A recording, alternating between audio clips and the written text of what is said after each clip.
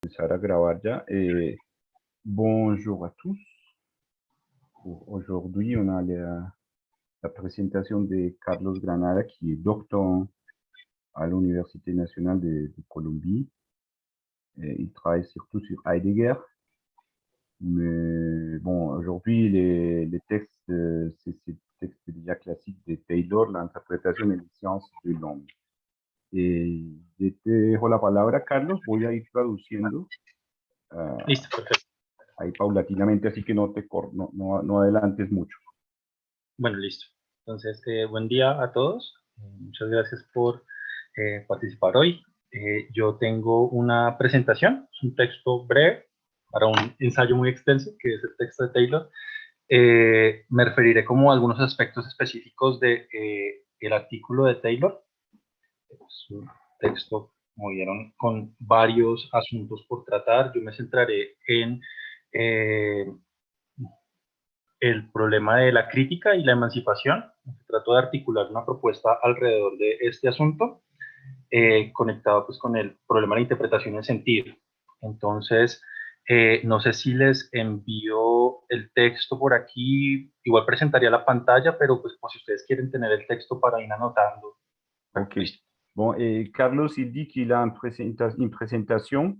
Et si vous voulez, il peut envoyer les textes de la présentation par mail. Mais en tout cas, en même temps, il va la présenter sur l'écran. Yo creo que puedes enviarlo. Listo, Bon, listo. c'est une présentation qui se concentre sur deux aspects de l'article de Taylor, qui est déjà assez long. C'est surtout, il va se concentrer sur les thèmes de la critique et l'émancipation, par rapport aussi à la question de l'interprétation du son. Bueno, Entonces, no creo sé que puedes cómo compartir. enviarlo. Comparto la pantalla, pero no sé cómo enviarles el texto. Puedes Envíalo a enviarlo a Andrés. mi correo y yo lo reenvío.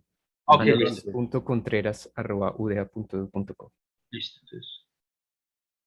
Correo, canal. Ok, entonces. Donc, Andrés, tu nous envoies le texte ou... Oui, je vais oui, vous oui. envoyer le texte. Christian, Ok. Andrés, il va envoyer le texte. En tout cas, on va le voir sur l'écran. Listo. Andrés, ¿cómo es? De nuevo, qué pena. andres.contreras@udea.edu.co. Contreras, sí, listo, aquí lo tengo. Entonces.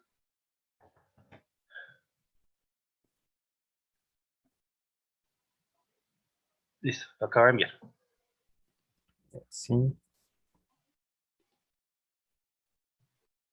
Voy a compartir mi pantalla.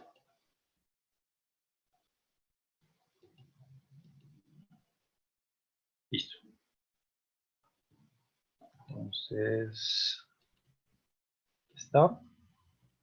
No sé si le llegó a Andrés. Sí, ya en un segundo. Vale, listo, perfecto.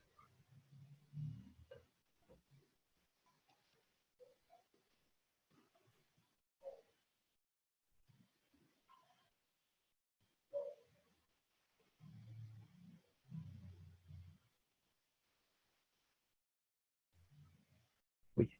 Dans un moment, vous pouvez l'ouvrir.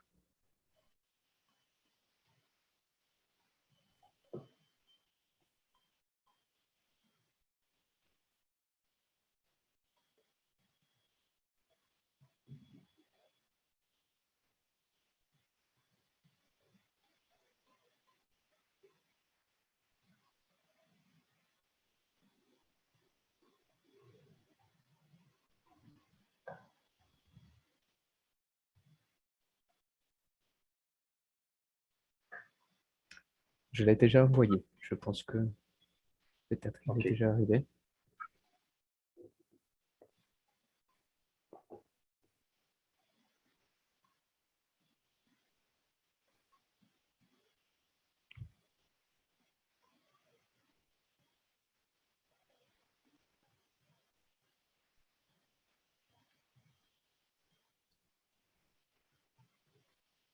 ¿Listo? Sí. Sí. Ok, listo. Bueno, entonces, igual voy a compartir la pantalla. Tratar de leer lento. No sé si de pronto parar cada párrafo para la traducción o menos. ¿Cómo hacemos? Digamos que en principio cada párrafo, y si yo necesito parar Ok, antes, listo. Uy, claro que los párrafos son largos. Bueno, arranque, a ver Sí, cómo listo, va. bueno, entonces presentación para el Seminario Crítica y Hermenéutica. Titulo este texto tentativamente como Crítica y Emancipación en las Disciplinas Interpretativas. Bueno, en Interpretation and the Sciences of Man, Charles Taylor ofrece algunas claves para delimitar un potencial crítico y, cabe añadir, emancipador de las disciplinas hermenéuticas en virtud de su naturaleza interpretativa. En mi opinión, una caracterización de la hermenéutica como disciplina filosófica crítica está relacionada en buena medida con el tratamiento del sentido, meaning, que conlleva, según Taylor, la idea misma de interpretación. En cuanto a que la interpretación, tal como dice Taylor, apunta a traer a la luz una coherencia o sentido subyacente, es decir, supone aclarar, por ejemplo, el significado de un enunciado confuso o problemático, podríamos decir que su campo de realización es, por antonomasia, allí donde el sentido sufre algún tipo de encubrimiento o crisis. Diré de manera preliminar, basado como veremos en varios de los planteamientos de Taylor, que el potencial crítico de la hermenéutica en cuanto a disciplina interpretativa radica en su íntima relación con situaciones donde el sentido está en disputa, esto es, allí donde múltiples interpretaciones están en conflicto por hallarse en el terreno lábil de un sentido en crisis. Al poner en juego los términos crítica y crisis, no estoy apelando meramente a un juego de palabras basado en la procedencia etimológica común de estos vocablos. Antes bien, con ello intento destacar que, a partir de un tratamiento del sentido como el que propone Taylor, la hermenéutica, por cuanto comporta un ejercicio de interpretación, no solo se las tiene que ver con situaciones significativas difíciles de comprender, lo que llamo sentido en crisis, sino que es un campo de reflexión propicio o idóneo, o sea, crítico, para la autotransformación del intérprete. Precisamente es en este punto donde me parece que radicaría el carácter emancipador de la hermenéutica. Para poner en claro estas ideas, reconstruiré algunos momentos de la argumentación de Taylor en lo que respecta a la cuestión de la interpretación y sus nexos con la esquiva noción de sentido. Bon, alors, je sais pas quoi faire si on traduit tous les textes, parce que je pense que si on le lit, il y a des gens qui comprennent déjà l'espagnol en lisant. Ou, Christian, tu peux comprendre comme ça, ou je prends l'idée centrale du paragraphe.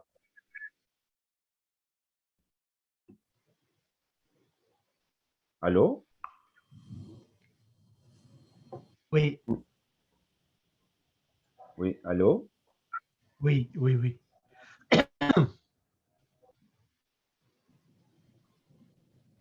Sinon, c'est la question, c'est si je traduis tous les textes ou je prends l'idée centrale, parce que ça, c'est une configuration nouvelle avec les textes écrits.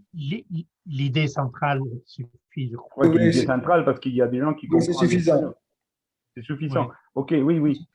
Bon, l'idée de la exposition de Carlos, c'est de présenter à partir du texte de Taylor ce qu'il appelle les potentiels critiques ou émancipatrices de l'herméneutique. Cette potentiel critique a un rapport avec la façon dont l'herméneutique interprète les sens, et particulièrement dans ces situations où l'essence se cache, où l'essence n'est pas clair. La thèse centrale que Carlos veut montrer, c'est que l'herméneutique a surtout cette potentiel critique au moment où il se confronte avec des situations où l'essence n'est pas claire, où l'essence est en crise, comme on dit. Et là, il s'ouvre un champ de réflexion pour la transformation de l'interprète. Et ce moment de la transformation de l'interprète, au moment où il y a de disputes des projets d'essence, ça, on trouve les potentiels émancipatrices, comme on dit, émancipateur de l'herméneutique. Ça, c'est la thèse centrale qu'il veut montrer à partir de Taylor. Okay. Como señalé en el anterior párrafo, Taylor caracteriza la interpretación como una operación comprensora que supone el intento de hacer claro un objeto de estudio, de encontrarle sentido, make sense of. Tal objeto de interpretación puede ser un texto o un análogo de texto, text análogo. Me parece que Taylor estima que la acción humana entendida como una orientación o actividad susceptible de ser interpretada, puede ser entendida como un caso palmario de un texto, de un análogo de texto. Del hecho de que la interpretación suponga en buena medida una aclaración de su objeto, se sigue que éste de una u otra manera es, en ciertas circunstancias, opaco, confuso, difícil de determinar y que, no obstante, puede ser puesto en claro. Ya en esta primera caracterización del objeto de una interpretación se insinúa que el sentido de un texto o de un análogo de texto es algo manifiesto o implícito y que además es algo susceptible de ser comprendido. De entrada, llamo la atención sobre este nexo entre sentido y comprensión que me parece es central para la hermenéutica. Taylor establece unas condiciones relativas al sentido que son clave en una operación interpretativa y su objeto. Primero, el objeto de una interpretación debe ser algo de lo que podamos hablar en términos de coherencia o falta de coherencia, de sentido o sin sentido. Segundo, puesto que la interpretación supone una reelaboración que aclara o explicita lo dicho, por ejemplo, a propósito del significado de un texto, aquella solo es posible en la medida en que existe una diferencia entre sentido y expresión, es decir, el sentido, digamos, de un texto debe poder ser expresado de múltiples maneras para que haya lecturas que lo encubran o aclaren. En otras palabras, un sentido debe poder ser reexpresado, parafraseado, para que haya algo así como la interpretación. Por último, la noción de expresión como aquello que encarna o porta un sentido supone un sujeto para el cual el sentido de X es esto o aquello. Es precisamente un sujeto quien expresa o interpreta tal significado de una u otra forma. Así pues, no hay algo como una expresión de sentido sin sujeto. Las formas de las rocas, los patrones cromáticos de un cristal, las figuras de los copos de nieve, una marca o rastro en la arena, no dicen por sí mismo nada, no son expresión de nada, sino hay un sujeto que garantice su conexión con un sentido. Vale la pena aclarar que referir la expresión o el sentido a un sujeto no significa para Taylor que el fenómeno de la significatividad tenga una naturaleza estrictamente mental o privada. Antes bien, como se verá más adelante, el sentido supone un horizonte histórico-social de posibilidad. En pocas palabras, un mundo en común. Ok. Bon. ¿Voy más lento Mais- o...? non, non, bah, ça va. Je vais essayer de faire un petit résumé. Ok. L'idée, c'est que, comme j'avais dit, la potentielle critique de l'herméneutique, il se trouve dans sa tâche de trouver des sens ou éclaircir les sens d'un texte ou, comme dit Taylor, un analogue du texte. Et le présupposé de Taylor, c'est que l'action humaine peut être conçue comme un analogue des textes aussi. Et c'est pour ça un texte peut être opaque, peut être un peu, l'essence n'est pas claire, et la tâche de l'herméneutique, c'est de l'éclaircir. Alors, il y a la présupposition de que l'essence est implicite et qui peut être toujours compris.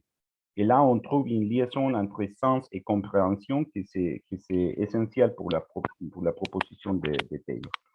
Et après, bon, il raconte les trois conditions pour l'interprétation du texte ou de l'action humaine qui Taylor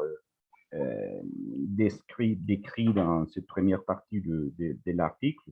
En première, il y a la première condition, c'est que l'objet de l'interprétation doit être quelque chose avec cohérence et sens. Doit être conçu comme quelque chose de cohérent et qui a un sens. Deuxième condition, c'est la différence entre sens et expression. Et l'expression, c'est la diversité des façons d'exprimer les sens. Et cette diversité ou multiplicité des formes d'expression, c'est important parce que c'est là où on trouve qu'il y a des meilleures façons d'exprimer les sens et d'autres qui sont obscures ou qui les portent pas bien, qui portent pas très clairement les sens. Et troisième condition, c'est l'idée que l'expression, comme le porteur des sens, l'expression, c'est toujours lié à un sujet. Et il y a un rapport avec un sujet, et on ne peut pas comprendre les sens sans ce rapport à un sujet. Je montre seulement un des exemples qui donne Carlos. Il dit, par exemple, une trace sur la neige. Une trace sur la neige, ne dit rien s'il n'y a pas un sujet pour lequel cette trace a une connexion avec un signifiant, un sens. Et une dernière acclaration, ça ne veut pas dire que les sens doivent être conçus d'une façon mentaliste ou privée. Ça, c'est une autre façon de parler. Mais ce n'est pas celui de Taylor. Ok. Según Taylor, el hecho de que la interpretación esté en últimas referida a un sujeto y que además lo suponga como garante para la captación del sentido portado en una expresión ha dado lugar a un prejuicio epistemológico que expone en cuestión los alcances de las disciplinas interpretativas, por cuanto sus resultados no pueden ser sometidos a verificación. De acuerdo con Taylor, las disputas interpretativas en torno al sentido de un texto o análogo textual, por ejemplo, una circunstancia histórica como el origen de las guerras napoleónicas o un pasaje arduo de la ciencia de la lógica, no se resuelven apelando a un criterio objetivo, extrainterpretativo, que fundamente una lectura particular sobre la base de unos datos positivos autoevidentes, en conexión con los cuales aquella encontraría una justificación. La validez de una interpretación se da en el marco de una remisión a otras interpretaciones, y dicha remisionalidad de la interpretación como estructura de su justificación jamás sobrepasa la esfera de lo interpretativo, es decir, no remite nunca a un campo de objetos no mediados por el sentido y por ende jamás más allá de la subjetividad. Okay. Oui, ce dernier point, ça veut dire la référence à un sujet. Et ça donne l'occasion de ce qu'on appelle des disputes interprétatives, des disputes entre différentes interprétations. Et c'est là les points où les modèles épistémologiques empiristes, vérificationnistes, ils trouvent les points faibles de l'herméneutique, parce qu'on commence une espèce de dispute entre les interprétations qui on ne résoudre pas en faisant référence à une espèce de données auto-évidentes, déjà éclaircies et positives. Et c'est le cas plutôt que l'interprétation se réfère aussi toujours à une autre interprétation qui se remet aussi à une autre interprétation dans une espèce de rémission constante entre interprétations qui ne s'arrête jamais sur une espèce d'objet définitif ou un objet fixe déjà donné. Okay. Así pues, una disciplina interpretativa no contaría con un criterio para sus juicios más allá de la apelación a una coherencia entre interpretaciones. Taylor señala que el círculo de la comprensión en el que, por principio, está incluida cualquier interpretación, porque, como indica Heidegger, la interpretación debe moverse ya siempre en lo comprendido y nutrirse de ello. Este círculo de la comprensión puede ser leído desde cierta tradición epistemológica como un círculo vicioso o incluso como un círculo de ilusión, al que estaría confinado el intérprete, incapaz de responder a las exigencias de un conocimiento del que pueda tenerse verdadera certeza, ya que al faltarle un criterio externo para la justificación de sus juicios, no puede ofrecer a un contrincante más razones para su interpretación que otras interpretaciones, e incluso no tendría cómo verificar aquello que cree que es cierto, que es el caso. El coherentismo u holismo constitutivo del círculo hermenéutico podría ser visto, pues, como una rueda que gira sin fricción en el vacío. Okay.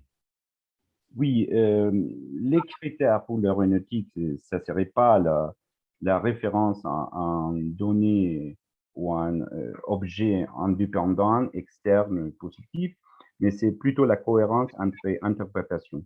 Et c'est là où on trouve, les critiques de l'herméneutique, ils trouvent une espèce de circularité vicieuse, parce que finalement, en interprétation, se justifie seulement en appelant à une autre interprétation, et pas, comme je dis, un critère externe. Et l'interprète n'aurait pas la possibilité de vérifier ses propres interprétations. Il doit appeler encore à des interprétations. Tal como señala Taylor, una alternativa a este supuesto confinamiento al que conduciría el carácter inverificable de la interpretación es la búsqueda empirista de un afianzamiento de las creencias o interpretaciones sobre la base de impresiones sensibles o datos brutos, los cuales serían ajenos a cualquier mediación subjetiva y permitirían romper con el aparente círculo vicioso al que estaría constreñida toda interpretación. La idea es que la validez de una lectura, en lugar de remitir a otras lecturas o razonamientos, podría fundarse en una verificación de su contenido a partir de un contraste con dichos datos brutos que servirían como base del conocimiento. Según esta orientación epistemológica, la credibilidad y validez de dichos datos sensoriales no podría ser cuestionada por razonamientos adicionales, puesto que ellos representan una especie de fondo último, rock bottom, y por ende constituirían una piedra de toque para nuestros juicios sobre el mundo. Así pues, la más alta ambición del empirismo es hacerse con una versión de nuestro conocimiento construido a partir de unos juicios que podrían estar anclados en una certeza más allá de la intuición subjetiva. Si bien este modelo empirista parece ser adecuado para las ciencias hipotético-deductivas, aunque cabe señalar, ese supuesto ha sido cuestionado y ampliamente discutido en distintos debates epistemológicos desde por lo menos mediados del siglo pasado, tal orientación, de acuerdo con Taylor, pierde de vista dimensiones importantes de la vida humana y por ende resulta estéril si pretende ser calcado por disciplinas que aspiran a una comprensión de dicha experiencia en sus propios términos. Lo que pierde de vista este enfoque es la textura significativa de cualquier vida humana, su realización cotidiana e histórica como una serie de prácticas con sentido.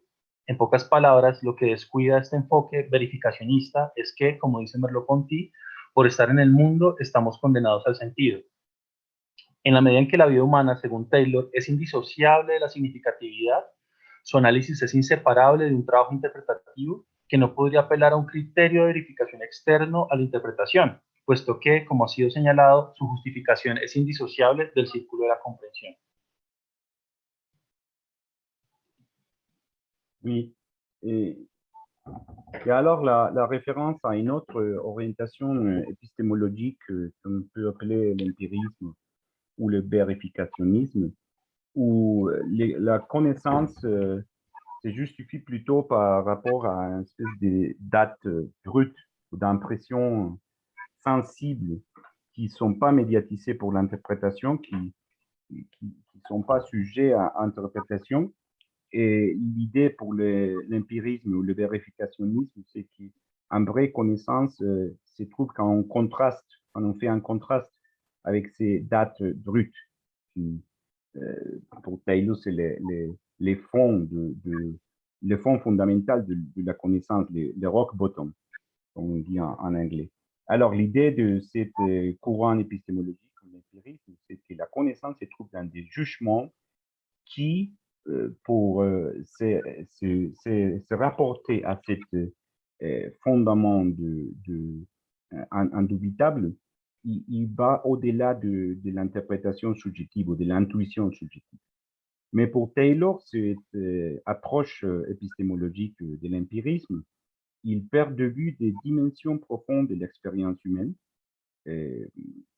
surtout toute la texture significative de la vie humaine, où on trouve plutôt une praxis avec deux sens, une praxis des sens, et où l'interprétation peut se justifier que par des autres interprétations dans cette circularité.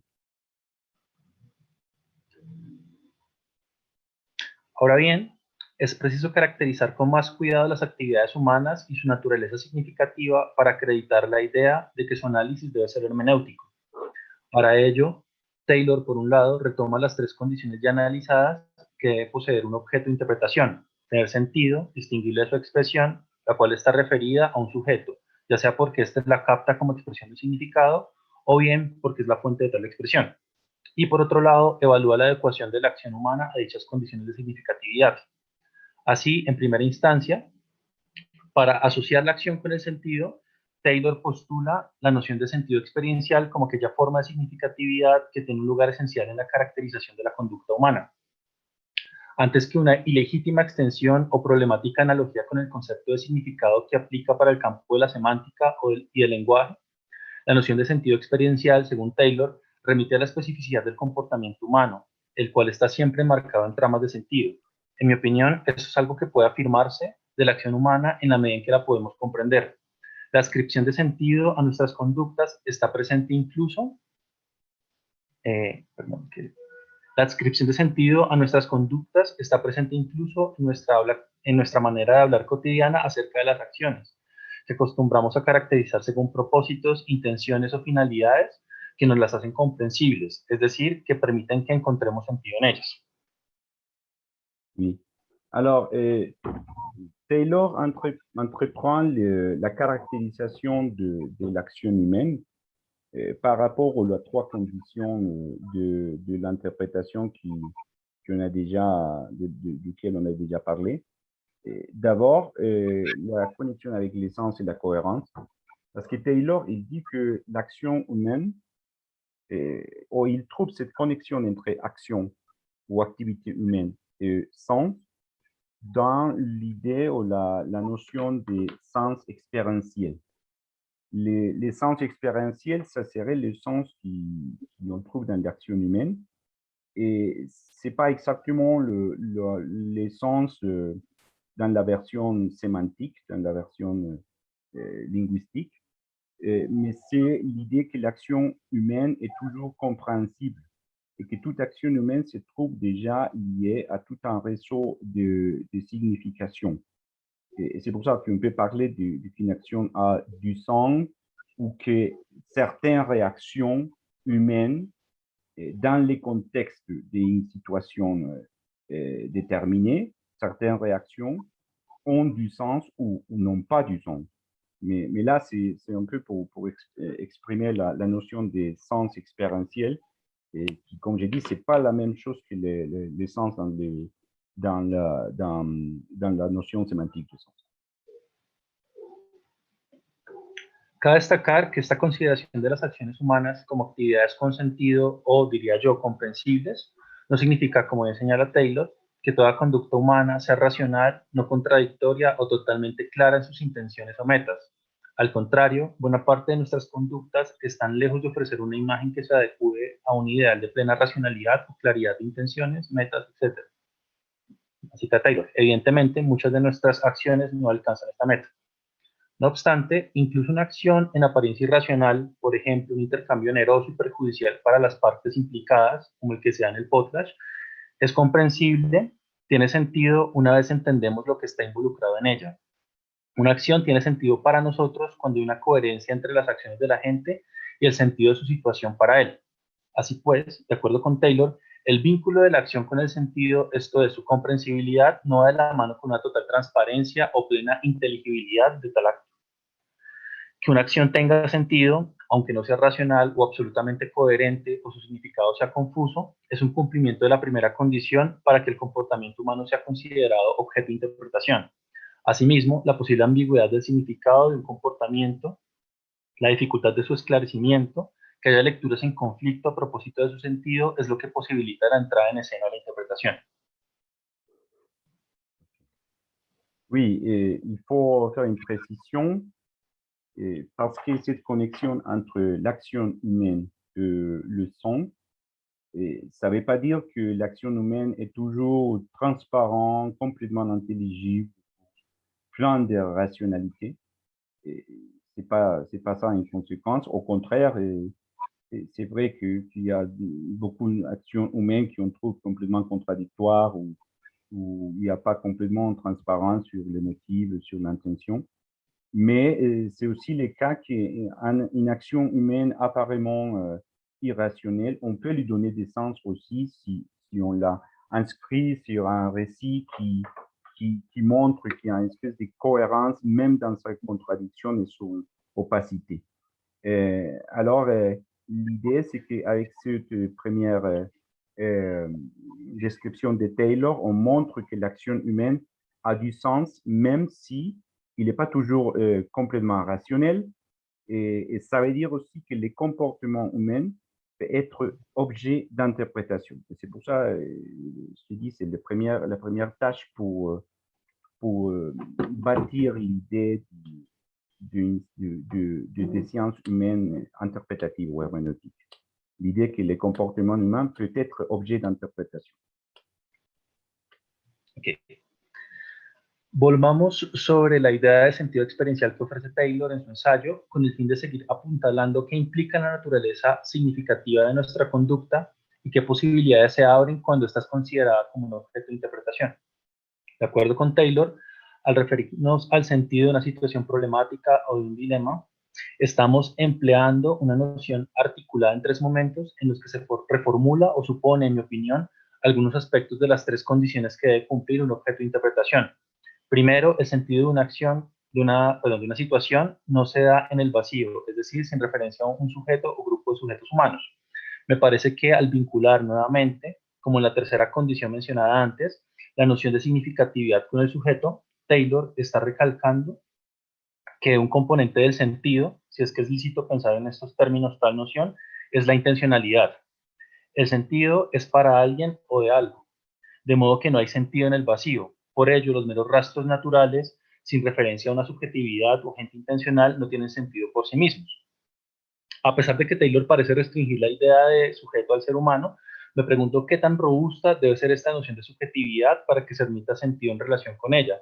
Es decir, si esta idea de sujeto tiene que ver estrictamente con un sujeto agente dotado de lenguaje y autorreflexividad, o si acaso la subjetividad puede instanciarse en formas más primarias o básicas de intencionalidad, como la que quizá podría atribuirse al ser vivo, actuante o moviente. Okay. Ça, c'est un peu compliqué, mais moi, je vais essayer de transmettre l'essentiel ici. Bon, l'exposition est un peu retourner à la notion des sens expérientiels, ça veut dire les sens d'une action qui est problématique, les sens d'une action qui n'est pas évidente. Et pour rencontrer la troisième caractéristique de Taylor, donc, ça veut dire l'idée que les sens ne se trouvent pas dans les vides, mais qui est toujours lié à un sujet. Ça veut dire la notion de que l'essence est toujours pour quelqu'un. Carlos, il parle ici d'intentionnalité. C'est dirigé à quelqu'un et comme dans l'exemple des traces naturelles, il n'y a pas de sens de cette trace naturelle s'il n'y a pas un sujet pour lequel cette trace veut dire quelque chose. Alors, il y a une référence à la subjectivité et la question que Carlos se pose, que je pense qu'il pose à Toulouse, c'est quelle est comment on dit, la force, les grades de force de cette subjectivité. C'est une subjectivité dans un sens strict, c'est-à-dire la subjectivité, c'est-à-dire c'est le langage, c'est la possibilité de réflexion. Les sujets pour lesquels l'essence existe, ça doit être toujours les sujets dans le sens fort, robuste de termes, doté de langage et de réflexion, ou peut-être simplement être un être vivant. C'est ça la question, ¿no, Carlos? Si el sujeto tiene que ser robusto o puede ser simplement un être vivant como un animal, j'imagine. Sí, uno puede buscar formas de intencionalidad más primarias. Oui, la question c'est s'il existe de formes d'intentionnalité plus basiques que l'intentionnalité liée à la réflexion du langage, propre de l'être humain. Segundo, el sentido es sentido de algo. Esta característica del sentido me parece resonar con la distinción entre sentido y expresión, ya que el sentido, según Taylor, requiere un sustrato, ya sea una acción, un enunciado, etcétera, que lo encarna o expresa. De modo que puede ser el caso que un mismo significado sea aportado por otro sustrato. Por ejemplo, una situación con el mismo sentido puede ser entendida en diferentes condiciones físicas y esta potencial sustituibilidad del sustrato puede ser comprendida como una condición sine qua non de la interpretación, tal como hemos señalado antes. Déjà? Ok. ¿O sigo? Non, ça va. Je préfère m'arrêter ici. Oui, non, c'est le deuxième caractéristique, la distinction entre sens et expression. Et la question, selon Taylor, du sens est toujours sens de quelque chose. Et alors, il y a l'idée que l'essence a besoin d'un espèce de substrat qui lui donne expression, mais qu'il y a aussi une multiplicité des substrats. Il y a beaucoup de possibilités d'expression. Et ça veut dire qu'il y a un potentiel de substitution des substrats qui expriment les sons. Ok. Tercero, una cosa solo tiene sentido en un contexto significativo o campo semántico. Esto es, en el marco de una continua remisión e interdependencia entre sentidos. De modo que no hay algo así como un significado unitario y aislado. Antes bien, para que haya sentido, es preciso que una partícula de significado esté comprendida en un campo de contrastes, de remisiones orientativas, en una multiplicidad viva de sentido. Me atrevería a decir que, para que haya sentido, es preciso que haya en últimas mundo. En buena medida, la atribución de sentido a ciertas situaciones, conductas o enunciados es posible, según Taylor, porque hay un conjunto de prácticas y usos sociales que sostienen unos campos de contrastes y significación, así como ciertas relaciones jerárquicas que permiten aprender de una u otra forma el sentido de una oración o de un comportamiento. Podría decirse que tales prácticas sociales, en la medida en que suscitan unos determinados significados y son asimismo mediadas por ellos, están comprendidas por una trama de significación histórica, es decir, acaecen en un mundo en cuanto a horizonte familiar de comprensión. Así pues, nuestra manera de interpretar un análogo de texto sigue unas determinadas rutas de comprensión porque crecemos en el ámbito de ciertas significaciones comunes. La troisième caractéristique que parle Taylor, c'est l'idée qu'une chose a du sens seulement à l'intérieur d'un champ sémantique, si on peut parler comme ça. Ça veut dire que le sens d'un objet, le sens d'une chose est toujours lié à d'autres significations dans des rémissions de sens qui constituent une espèce de réseau. Et ça veut dire qu'il n'y a pas une chose qui a un signifié unitaire, isolé, complètement indépendant d'autres rémissions de sens. Et pour Carlos, on peut exprimer cette condition, cette idée d'un champ sémantique avec la notion de monde, j'imagine, cette notion heideggerienne de monde, comme un ensemble ou un réseau de pratiques qui sont liées pour liaisons significatives et qu'elles-mêmes constituent cette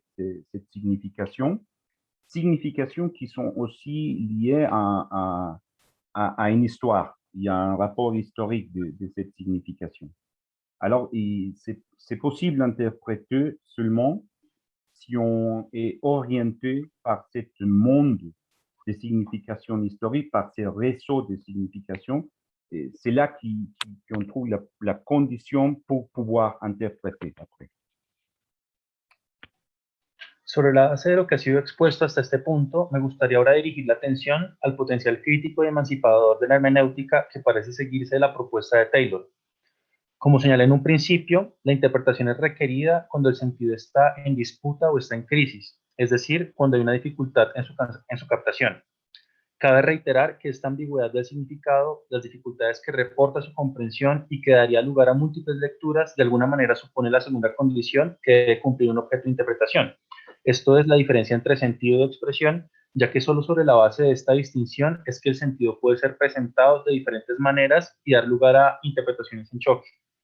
Asimismo, la interpretación es posible en cuanto que algo dicho de cierta manera, por ejemplo, confusamente, puede ser parafraseado o expresado de otro modo, esto es, con mayor claridad. Un texto es reemplazado en interpretación por otro texto, el cual es más claro. Oui. On va alors vers les potentiels émancipatrices et critiques de l'herméneutique. Avant ça, Carlos il rappelle cette idée aussi exprimée dans les trois caractéristiques de Taylor, selon laquelle l'interprétation a lieu là où il y a un crise des sens, où les sens n'est pas évident, et on peut l'exprimer de différentes façons. Et là, c'est aussi le moment où se trouve la situation d'une espèce de conflit d'interprétation, parce que, mais dans ce conflit d'interprétation, il y a toujours la possibilité des expressions de sens confuses et obscures, on peut les éclaircir, on peut le traduire dans un langage plus clair ou plus cohérent. Okay. Ahora bien, Taylor advierte las dificultades que entraña comparar sin más la paráfrasis correspondiente a la interpretación textual con aquello que ocurre cuando se interpreta un análogo de texto, puesto que la interpretación de una conducta no entraña que se la reemplace por una conducta más clara o coherente. Una situación de estas características no correspondería a un acto de comprensión como el que supone la filosofía o las ciencias humanas, sino que se trataría, según Taylor, de lo que ocurre en el teatro revolucionario o los actos terroristas, en los cuales las relaciones ocultas de una sociedad son, supuestamente, puestas al descubierto en una confrontación dramática. Antes bien, en el contexto de la comprensión científica, un comportamiento interpretado en cuanto que análogo textual es reemplazado por un texto, por una explicación. Que la interpretación se mueva en apariencia en un terreno puramente teórico o discursivo podría ser una razón para poner en cuestión las posibilidades críticas de una disciplina hermenéutica. No obstante, esta contraposición entre teoría y práctica es insostenible en el marco de la tradición hermenéutica, ya que la comprensión e interpretación es de entrada un tipo de práctica o actividad irreductible a una mera operación mental, puesto que incluso nuestros actos físicos cotidianos, en apariencia irreflexivos, son interpretativos, es decir, suponen un tipo de comprensión, están transidos por una cierta significatividad por ser actos ejecutados en el mundo. Además, si seguimos a Taylor en su caracterización de la interpretación, podemos sostener que esta es inseparable de una cierta transformación del intérprete e incluso del objeto comprendido. Por tal razón, esta actividad no es equiparable a una operación distante y no comprometida, a una operación científica neutral y acrítica, sino que se trata de una práctica ligada al cambio de sí, correlativa a una transformación del mundo desde el que se abre la interpretación.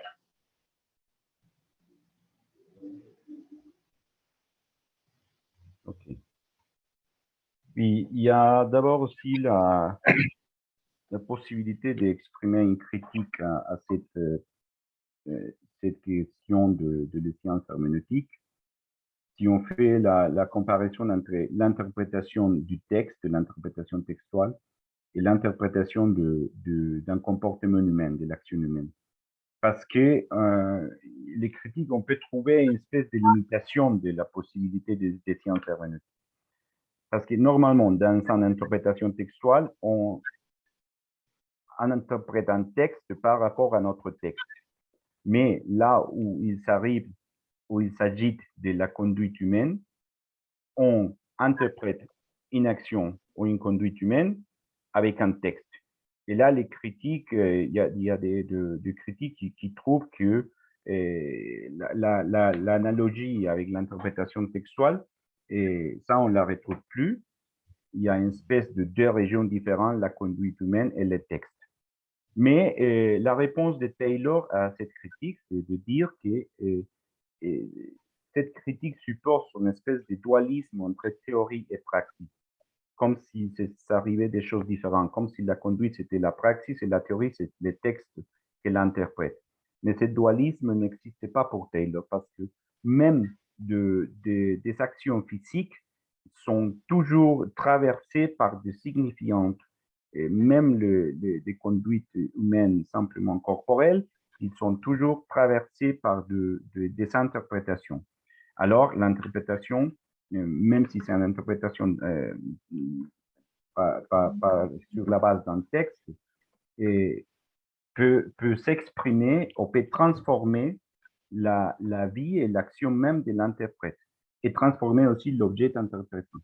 Alors, l'idée, c'est que ça n'existe pas, ce dualisme entre teoría y praxis.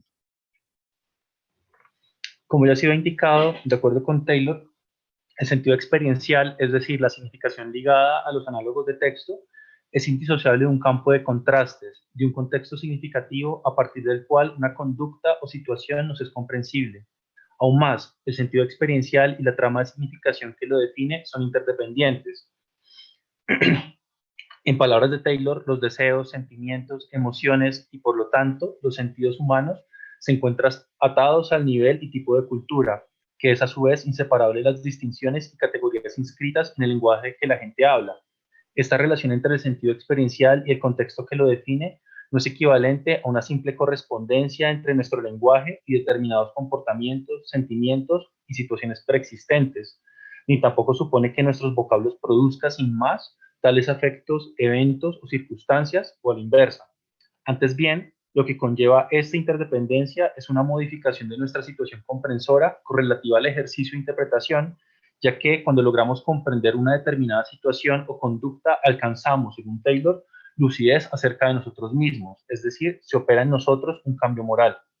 Así pues, la interpretación está necesariamente imbricada con un ejercicio de autocomprensión, puesto que aquello que es explicado por una interpretación, aquello a lo que estamos intentando dar coherencia, es en sí mismo parcialmente constituido por la autointerpretación. Y dicha autocomprensión está abierta a la interpretación del sentido, por ejemplo, de una situación o comportamiento confuso que altera nuestro marco de comprensión. Ouais. L'idée du sens expérientiel, comme on l'a déjà dit, c'est toujours lié à un contexte de signification. Il n'y a pas un sens isolé, indépendant, mais les sens expérientiels, c'est lié à un contexte ou un réseau de signification. Et c'est le cas, par exemple, dans les désirs, les sentiments. Les désirs et sentiments ne sont pas unités isolées dans la subjectivité, mais ils sont liés à une culture et surtout à un langage dans lequel cette culture l'exprime. Alors, ce n'est pas le cas qui, ça existe une espèce de catalogue de sentiments purs qui après sont nommés par les langages, mais ce n'est pas non plus le cas que les langages créent par la première fois les sentiments. Il y a plutôt une espèce d'interdépendance entre les langages avec lesquels on interprète les sentiments et les désirs, et ce désir même qui n'existait pas comme données. Et pour cette interdépendance, l'interprétation de notre vie intérieure peut nous éclaircir notre propre dimension. Il y a un pouvoir d'autocompréhension dans cette interprétation. La aclaración del objeto interpretado supone, pues, una aclaración de nuestra propia situación comprensora que implica además una alteración de la trama de significaciones desde la que nos movemos en la comprensión para captar eso otro cuyo sentido nos resulta difícil o esquivo. Por ende, tal práctica nos modifica también a nosotros. Estaría tentado a afirmar que el cambio moral correlativo al ejercicio de interpretación podría abrir la posibilidad, en últimas, de una alteración de nuestra percepción y modo de existencia. Propongo que consideremos esta posibilidad de alteración íncita en la actividad interpretativa como el potencial crítico emancipador de una disciplina hermenéutica. Además de los pasajes que he comentado, considero que esta dimensión alteradora y crítica de la interpretación es contemplada por Taylor en las últimas páginas de su ensayo, especialmente luego de su análisis acerca de las dificultades que entraña someter las ciencias humanas a las restricciones de una ciencia empírica, dada su incapacidad de abordar problemas ligados al cambio social y la crisis de sentido. Dejar esto apenas indicado con el ánimo de que haya propuesto suficientes puntos para una discusión. Okay. Mi presentación. Merci. Bon, d'abord, on a vu alors que l'interprétation a ce pouvoir d'éclaircir notre propre situation herméneutique, notre propre réseau de références, et aussi dans cet éclaircissement de notre situation, il y a un pouvoir de modifier cette réseau de signification, possibilité de modifier le monde. Et les modifier, c'est pas non plus c'est pas seulement dans un point de vue théorique, mais comme on a vu, il n'y a pas de distinction entre théorie et praxis. C'est aussi la possibilité de modifier notre vie, de modifier vraiment notre existence. Et là, c'est que Carlos dit qu'on trouve les potentiels critiques et émancipateurs de l'herméneutique. Et ça serait la conclusion finale de l'exposition. J'espère que ça c'est déjà moi qui parle, que j'ai rendu bien les projets de Carlos et sa proposition. Et bon, d'accord, on peut commencer. Gracias Carlos por la presentación, parece que ha sido como puntual y clara. Et maintenant, on donne la possibilité à l'audience d'exprimer ses commentaires, ses questionnements. Et moi, je peux demander à Andrés de me relever. Merci. Là. Avec plaisir. Bon, on peut commencer la discussion. Alors, Jean-Baptiste. Oui, merci beaucoup, Carlos, pour la présentation. C'était vraiment vraiment très très clair, puis très explicatif quoi, pour le texte de Taylor.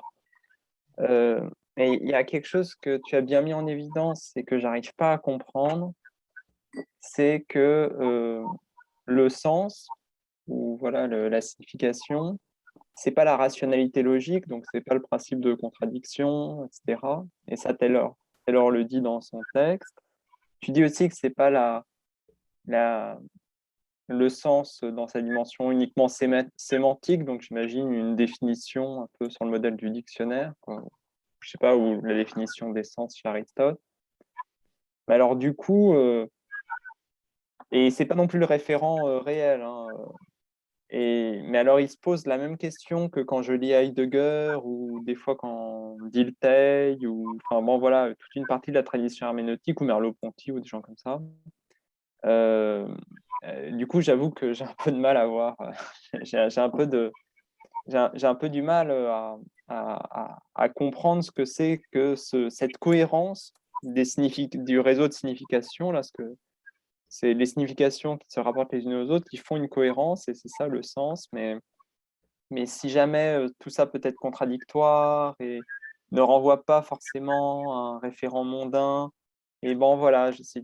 Mais c'est Et en même temps, je comprends bien que si on fait pas ça, on retombe dans ce qu'il dénonce, hein, la cybernétique, le modèle computationnel, où on aurait juste, voilà, on pourrait se passer, si on se passe du sens, on est des ordinateurs.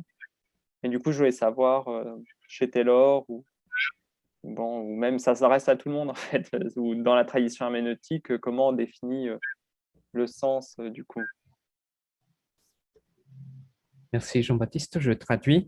Bueno, él te quiere agradecer, dice que es una explicación muy clara y explicativa y que has alcanzado a poner en evidencia un aspecto que él no comprende mucho, que es el aspecto significativo. Quedó bastante claro, digamos que el tema del sentido y de la significación no tiene que ver con una racionalidad lógica en la que esté el principio de contradicción, tampoco es un sentido semántico como de diccionario o la definición de sentido en Aristóteles, ni se refiere a algo concreto, real.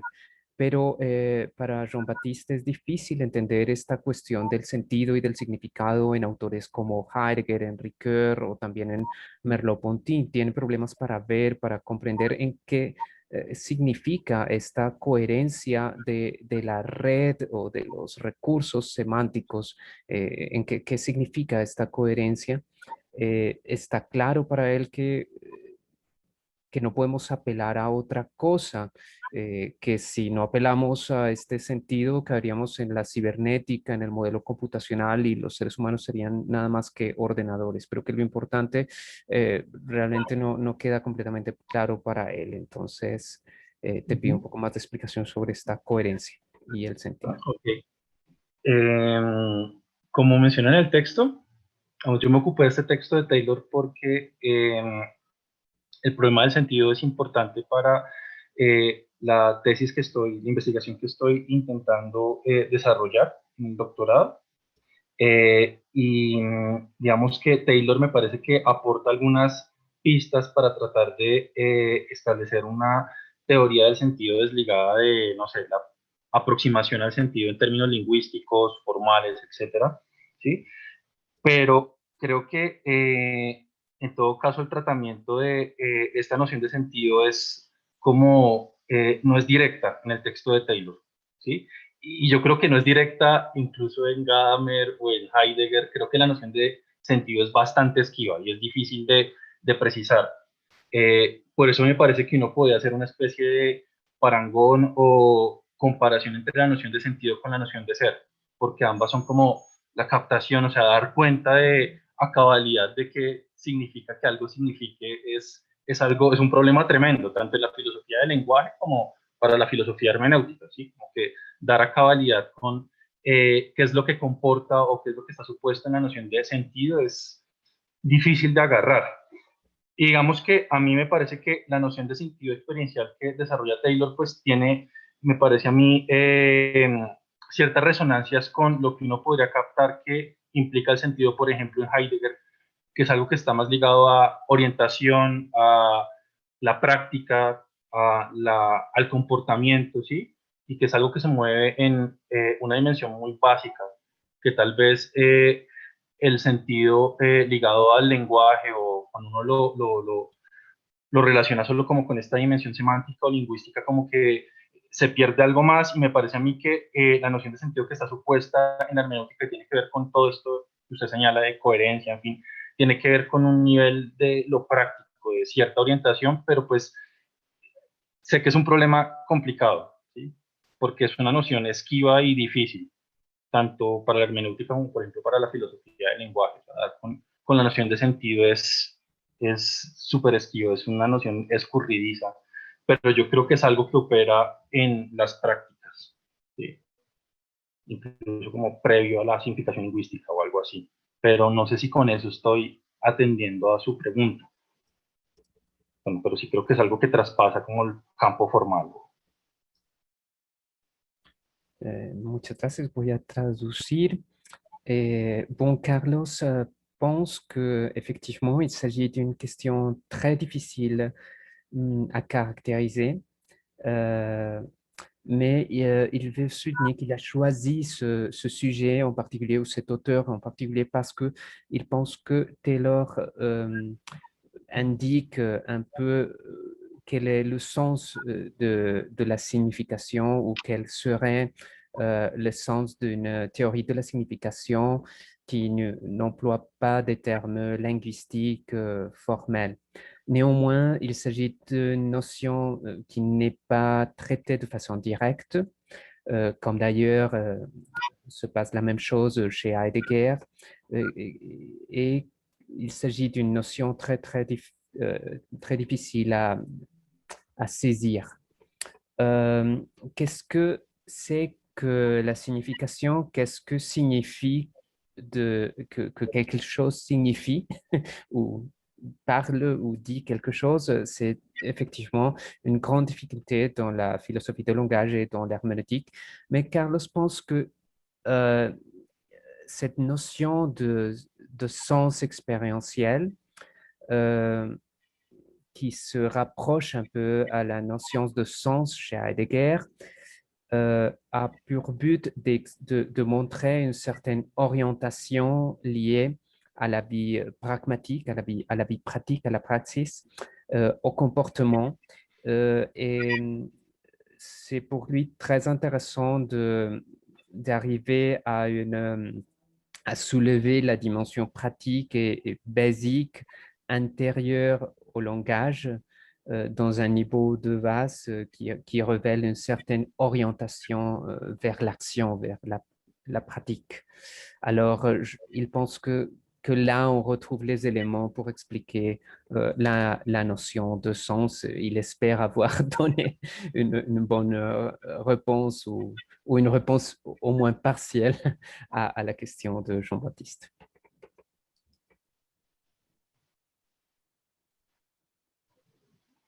Camilo. Oui, Jean-Michel, je pense qu'il veut... Et Christian aussi. Et Christian, alors, ouais. Oui, excusez-moi. Alors, En el chat también está Camilo Vargas et pidiendo la palabra. Camilo aussi, oh mon Dieu. Alors, Christian, vas-y. Pendant ce temps, je traduis la question de Camilo après. Johan, peut-être avant, je ne sais pas. Je ne sais pas qui a demandé la parole avant, mais... Je sais pas. C'était Camilo sur le chat. C'était Camilo d'abord. Bon, Camilo, vas-y. Ok, buenos días, Carlos, gracias por la presentación del texto. Yo tengo una pregunta que respecta a lo que podríamos llamar como de pronto el nivel ontológico, pero también epistemológico de la propuesta hermenéutica de Taylor. Cuando tú construías en la discusión al respecto del círculo vicioso de la interpretación, de esta rueda sin fricción que gira en el vacío, pues que decías que para Taylor, digamos, nunca podremos remitirnos a un campo de objetos que no esté atravesado pues por el sentido, y luego oponías brevemente, digamos, el modelo empirista que tenía muchas críticas, y luego rápidamente cerrabas con una pequeña frase de Merleau-Ponty donde decía, bueno, pero igual estamos condenados a vivir en el sentido. Mi pregunta, o sea, digamos que con esta rápida alusión a Merleau-Ponty, uno dice, bueno, Merleau-Ponty otra vez vuelve a caer en este círculo vicioso del sentido. Entonces, mi pregunta simplemente es si como esa cadena de argumentos de que estamos atrapados en un campo de objetos que solo están atravesados por el sentido y que no podemos referirnos a nada por fuera de ese círculo vicioso de la interpretación, te convence a ti. Si estoy pensando, no sé, pues ya que, digamos, el autor que más estudias ahora, entiendo que es Heidegger, de pronto sí, en el Heidegger, de pronto en el más tardío, hubiese una forma de salirse de ese círculo vicioso de la interpretación. Y esa es como la primera parte de mi pregunta. Y la segunda sería, ¿qué implicaciones tendría quedarnos en el círculo vicioso de la interpretación de Taylor para pensar la emancipación en términos de Taylor como tú la propones? Estoy pensando en que si a lo mejor quedarnos en el círculo vicioso de la interpretación o del campo que no tiene objetos no mediados por el sentido, a lo mejor no limita el proceso de autotransformación, sí, de transformación, de transformar mi propia interpretación, etcétera, en la medida que a lo mejor se limita un poco la alteridad que podría obligarme a cambiar mi autointerpretación. Y ya, eso sería. Pues entonces voy por partes.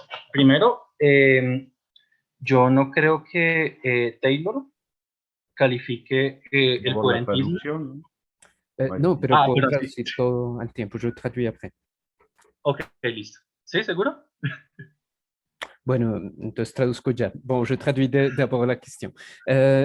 Camilo pose deux questions. La première, il raconte un peu les chemins logiques du texte de Carlos, de l'argument et de l'idée centrale que nous ne pouvons pas nous référer à quelque chose qui ne soit pas traversé par le sens. Et il cite à nouveau cette phrase de Merleau-Ponty qui affirme justement que nous sommes condamnés à vivre au milieu du sens. Il se demande alors si cette condition d'être, disons, enfermé dans le cercle herméneutique, il se demande, pardon, si Carlos pense qu'il y a une façon de sortir du cercle herméneutique, d'abord, et en deuxième lieu, il se demande quelles seraient les implications de rester dans le cercle herméneutique par rapport à la possibilité de autotransformation de ma propre interprétation. Camilo a la sensation ou le sentiment que rester dans le cercle herméneutique peut limiter nos possibilités de reconnaître l'altérité, et alors il faudrait plutôt chercher des voies pour sortir du cercle de l'interprétation. Adelante, Carlos. Ok. Bueno, primero, yo creo que Taylor pone en cuestión, como hace por ejemplo Heidegger cuando trata la estructura de la comprensión en serie y tiempo, la idea de que el círculo hermenéutico sea un círculo vicioso. ¿Sí? Como que esa idea de que sea un círculo vicioso como que parte de, o tiene como supuesto la petición de que para que haya una verdadera justificación, por ejemplo, en nuestras creencias o nuestro conocimiento, pues tengamos que apelar a algo externo a la interpretación. ¿Sí? Entonces yo creería que denominarlo un círculo vicioso, pues ya supone como unas exigencias que me parece esquivaría de alguna manera la comprensión en términos hermenéuticos. Sí, me voy a entender con ese punto. Es como que creo que llamarlo círculo vicioso supone ya estar parado en ciertas exigencias epistemológicas. Por ejemplo, una exigencia verificacionista o fundacionalista, de alguna manera vería que la estructura de la comprensión y su estructura de justificación pues se daría dentro de un círculo vicioso. Y digamos que si uno piensa lo que está supuesto en la comprensión en términos hermenéuticos, pues no hay como tal un círculo vicioso, porque me parece a mí que la comprensión supone un continuo enriquecimiento de la situación hermenéutica en la que uno está parado, y la situación interpretativa. Entonces a veces uno podría pensar que es más bien como una especie de espiral o de campo que se amplifica a medida que va entrando en contacto o poniéndose a prueba con la alteridad, como usted señala. Entonces yo creería que lo de círculo vicioso se supone estar parado dentro de un campo de exigencias epistemológicas que creo que entrarían en choque con lo que está supuesto en la hermenéutica. Si eso a mí me convence, no estoy seguro, ¿sí? Creo que sí, que el coherentismo y el holismo que supone la estructura de la justificación en hermenéutica puede tener ciertos problemas. Por eso yo siempre estoy mandando como cosas de McDowell así debajo de cuerda, aunque McDowell a mí tampoco me convence, o sea, no estoy seguro que la salida sea algo así como el empirismo mínimo que postula McDowell. Creo que eso también tiene sus complicaciones. Pero bueno, creo que no tengo una respuesta satisfactoria para eso. Sí, creo que a mí no estoy del todo convencido, pero creo que llamarlo círculo vicioso tiene sus problemas. Por esto que le estoy señalando, que supone estar ya emplazado, tener como unos ciertos supuestos que calificarían de esa manera la estructura de la comprensión y de su justificación. Entonces, por un lado eso, y digamos que lo de la posibilidad del teriat, como le digo, pues este círculo de comprensión pues, es indisociable también de la idea de que la comprensión se da en un terreno de fusión de horizontes. Entonces, el círculo pues no es un círculo estrecho, sino un círculo que se modifica, que se altera, que se amplía a medida que entra en contacto con, no sé, con situaciones que lo pongan en tensión, no sé, si situaciones comprensoras que lo pongan en tensión, como por ejemplo entrar en contacto con una civilización extraña o qué sé yo. O precisamente estas situaciones de sentido en crisis de la que hablo, que es donde me parece que se juega la interpretación, donde la interpretación pues tiene que trastocarse para poder incluir lo otro, ¿sí? Sin que eso suponga pues romper con el círculo. Creo que son dos terrenos distintos, pero bueno, no sé si estoy dando con el punto, Camilo. Bon, je fais la traduction. Alors, Carlos rappelle que tant Heidegger que Taylor disent qu'il ne s'agit pas du tout d'un cercle vicieux. Et il affirme que affirmer qu'il s'agit d'un cercle vicieux, comme l'a fait Camilo quand il a posé la question, suppose déjà se situer dans un endroit qui est, où il a certaines exigences épistémologiques comme la vérification ou l'objectif de trouver un fondement inconditionné. Alors, il faut d'abord reconnaître qu'il ne s'agit pas du tout d'un cercle vicieux.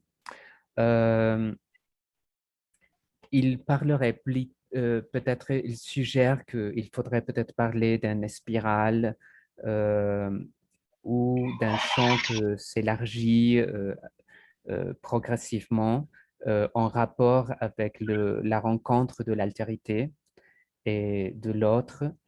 Mais de toute façon, il reconnaît qu'il n'est pas convaincu ou complètement sûr, qu'il n'a pas complètement une réponse complète. Il reconnaît qu'il y a des problèmes avec le cohérentisme, le holisme, et c'est pour cela qu'il parfois il mentionne à McDowell et cet empirisme minime de McDowell, mais de toute façon, il reconnaît qu'il n'est pas non plus convaincu par cette réponse de McDowell.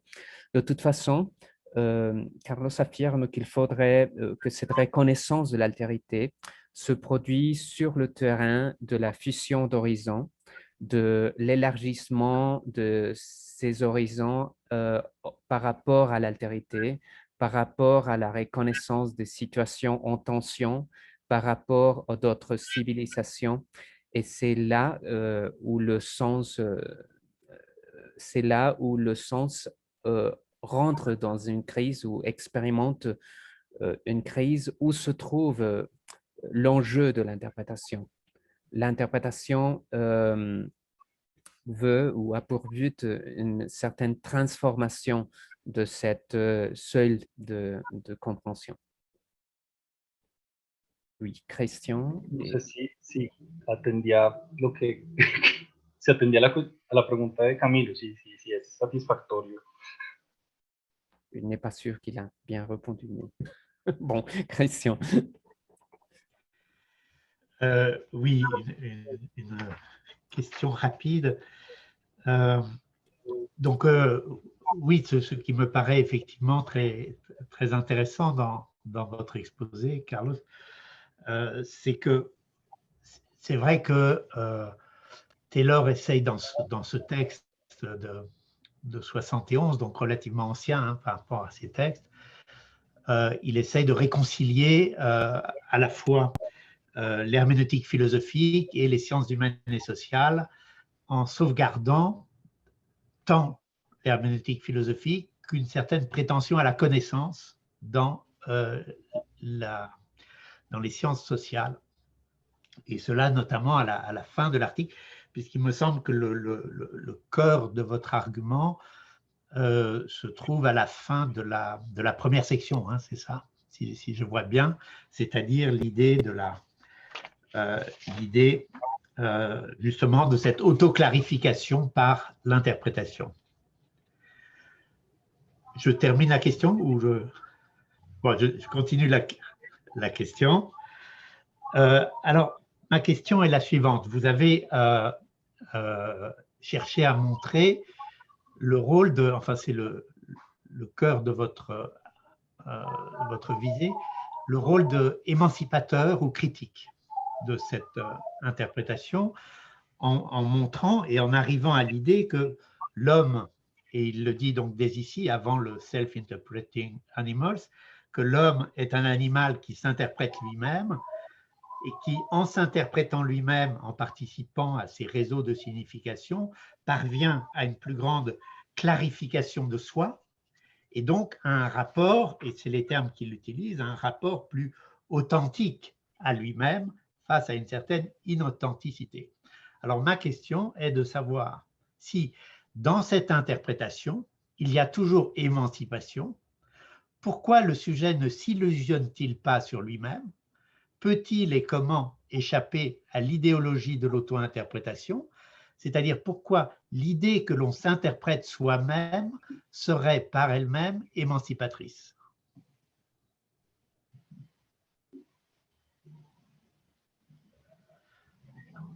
Merci beaucoup, Christian. Je traduis. Bueno, primero el contexto de la pregunta y luego la pregunta misma. Bueno, le ha parecido una presentación interesante y efectivamente considera que el argumento principal de la presentación de Carlos se encuentra en la primera sección al final de la primera sección de este ensayo de 1971. Con el cual Taylor busca reconciliar la hermenéutica con las ciencias sociales, salvaguardando la pretensión de conocimiento que se presenta en las ciencias sociales. Y el corazón del argumento, entonces, estaría en la autoclarificación que el intérprete realiza. Entonces, la pregunta es, ¿en qué sentido hay en esta autoclarificación que el ser humano realiza, en esta autoclarificación que es propia del animal que se interpreta a sí mismo? ¿En qué sentido esa autoclarificación es propiamente emancipación? ¿En qué sentido esa autoclarificación puede, por ejemplo, escapar a la ideología? Si hay siempre emancipación en esta autointerpretación que el ser humano realiza de sí mismo.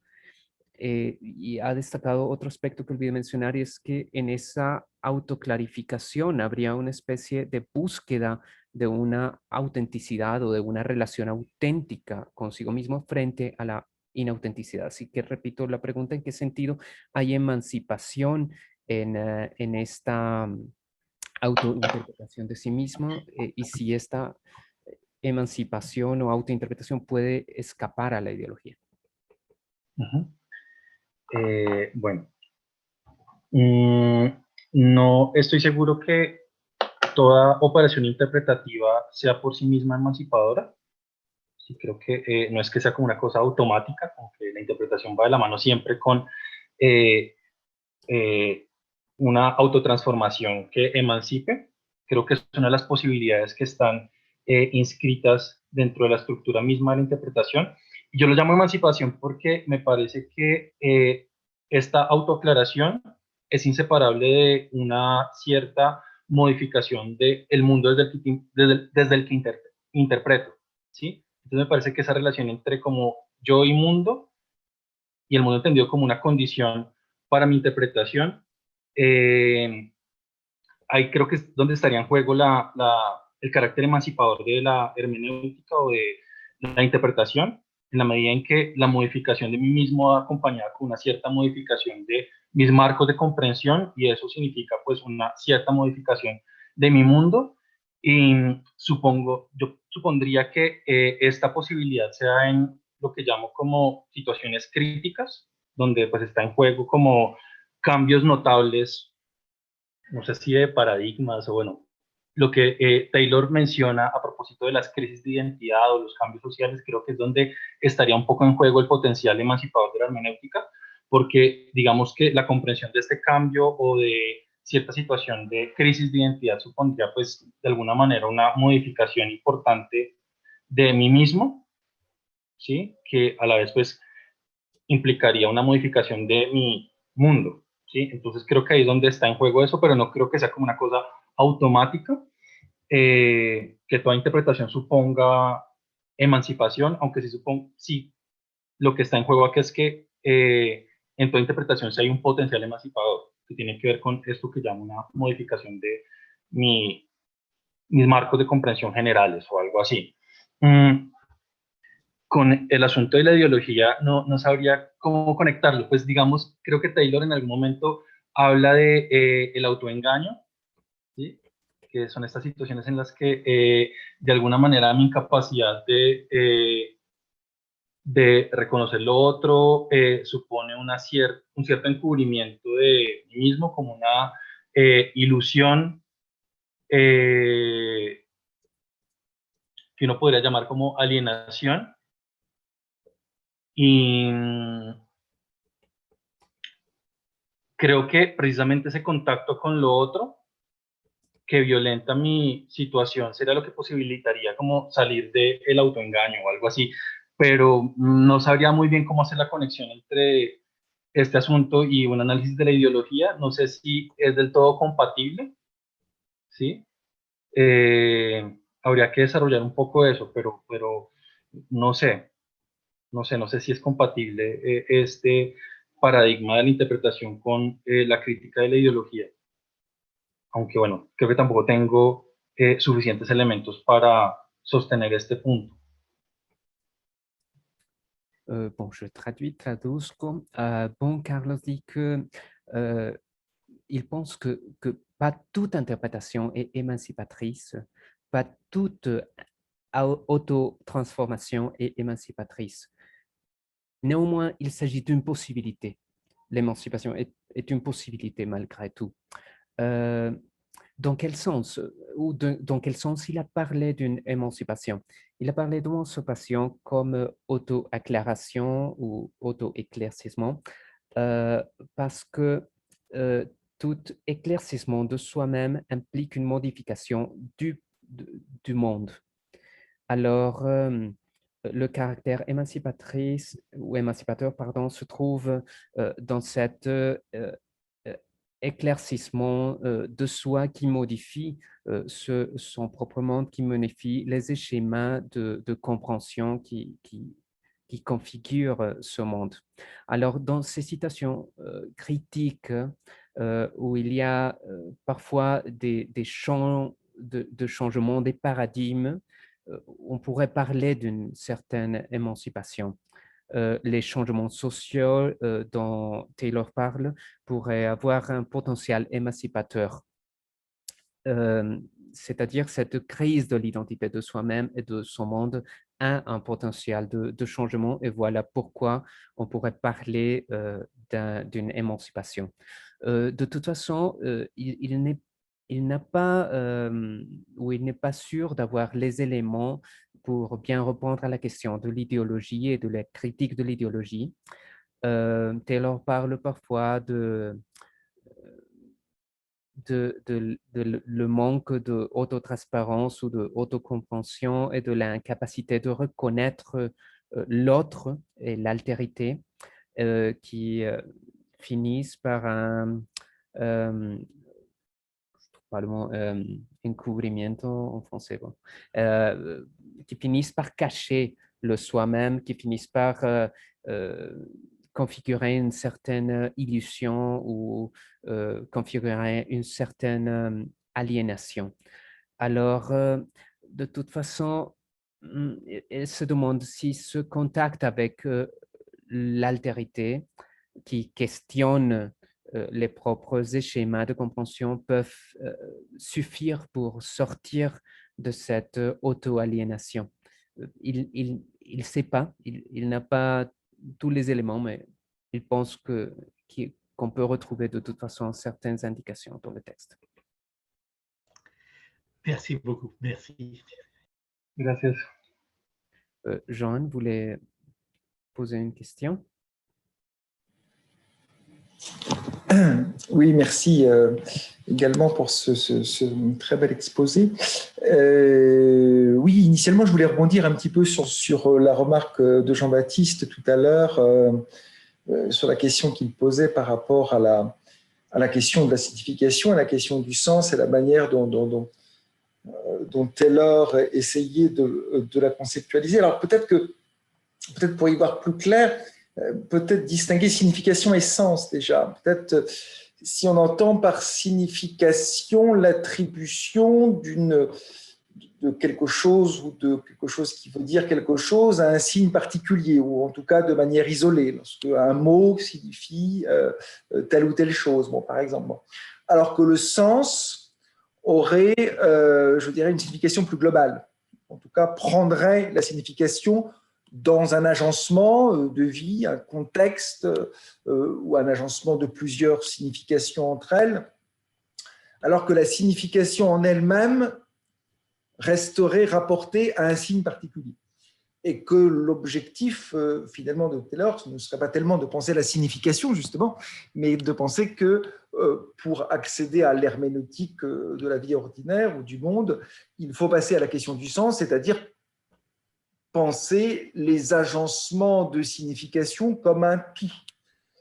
Donc là, il y a quelque chose, enfin, en tout cas, il y a des parallèles qui pourraient être établis, me semble-t-il, entre la thèse de Taylor avec ce qu'on peut retrouver chez Geertz, par exemple. Très clairement, dans l'anthropologie culturelle de Geertz, il y a très clairement cette idée pour comprendre un rituel, par exemple, comme ceux sur lesquels il a travaillé, comme les rituels de combat de coq à Bali, j'en parlais lors de la dernière séance, on ne peut pas comprendre ce rituel si on se réfère simplement à la signification particulière de tel mot ou de tel geste. Ça va être dans un ensemble, dans un ensemble de signes, dans un ensemble de pratiques, qui ne sont pas simplement que des signes linguistiques d'ailleurs, que l'on va pouvoir comprendre le sens de ce comportement, de ce rituel. Et donc voilà, ici insister sur la distinction entre signification et sens et sur la manière dont, me semble-t-il, Taylor cherche à comprendre la notion de sens. Et on pourrait aussi, je faisais un parallèle avec Geertz, avec l'anthropologie culturelle de Geertz, on pourrait même faire un parallèle avec des éléments d'une anthropologie structurale, où un signe n'a jamais de signification par lui-même, mais c'est toujours rapporté à d'autres signes ou à d'autres significations, que même dans un dictionnaire, lorsque vous recherchez la signification de quelque chose, ça va vous renvoyer à d'autres signes. Bon. Mais sauf que lorsqu'on se place du point de vue du sens, ce n'est pas simplement un renvoi sémiologique de signe en signe, et qu'on va essayer précisément d'en comprendre le sens dans un contexte donné, dans un agencement précis donné. Donc, on comprend finalement la structure ou même l'esprit. Jean-Baptiste faisait allusion à Dilthey tout à l'heure, avant même les structuralistes, Dilthey reprenant Hegel ici, essaie de comprendre à la fois un texte, une institution, une loi sous la forme d'un esprit, c'est-à-dire d'un agencement global, hein, d'un ensemble qui se rapporte également à ces parties. Bon, j'étais trop long, mais voilà, c'était pour rebondir sur ce point.